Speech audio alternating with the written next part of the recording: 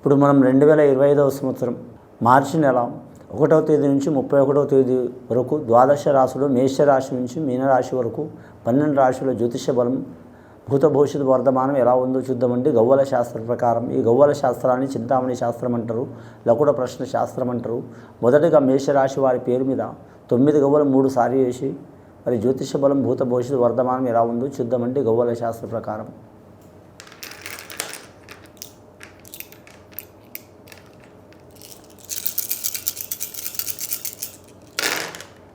మేషరాశి వారి జాతకంలో చెప్పాలంటే 4 గవ్వలు పడ్డాయండి వారి పేరు మీద.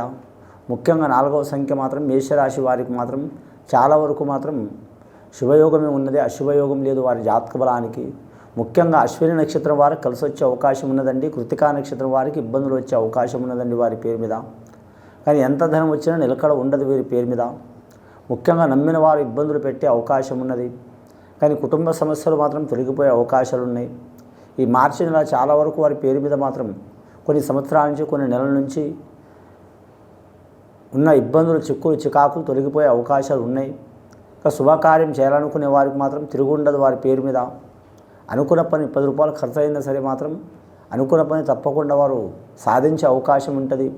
ఈ మేషరాశి వారి జాతకంలో చూడాలంటే మాత్రం ముఖ్యంగా మాత్రం ఏ పని చేసినా మాత్రం కుటుంబ సభ్యులతో మాత్రం చేస్తే మంచిది. ఐకమత్యమే మహాబలం అన్నారు. ఈ రాశి వారి జాతకంలో మాత్రం ఐకమత్యంగా చేస్తే చాలా వరకు మంచిదండి. మేషరాశి వారు మాత్రం ఐకమత్యాన్ని కోరుకునేవారు, కానీ మాత్రం ముఖ్యంగా మాత్రం సొంత తెలివితేటలతో సొంతంగా నేను ఒక్కడిని కూడా చేయగలిగినంత యోగం ఉంటుందని అనుకుంటారు. దానివలన ఇబ్బందులు వచ్చే అవకాశాలు ఉన్నాయి వీరి జాతక బలం మీద. కానీ వీరి జాతకానికి చూడాలంటే మాత్రం లక్కీ నెంబర్ 9 వస్తుందండి. ముఖ్యంగా ఈ మార్చి నెల మాత్రం చాలా వరకు శుభయోగం ఉంది వారి పేరు మీద. గత కొన్ని సంవత్సరాల నుంచి పడుతున్న చిక్కులు చికాకులు ఇబ్బందులు వెళ్ళిపోయే అవకాశాలు ఉన్నాయండి. రుణ చిక్కులు మాత్రం ఇబ్బందులు తప్పవండి వీరికి. ఇచ్చి మోసపోవడం కానీ, తీసుకొని మోసపోవడం కానీ, మధ్యవర్తి అయి మోసపోవడం కానీ ఇలాంటి చిక్కులు చికాకులు ఉంటాయి.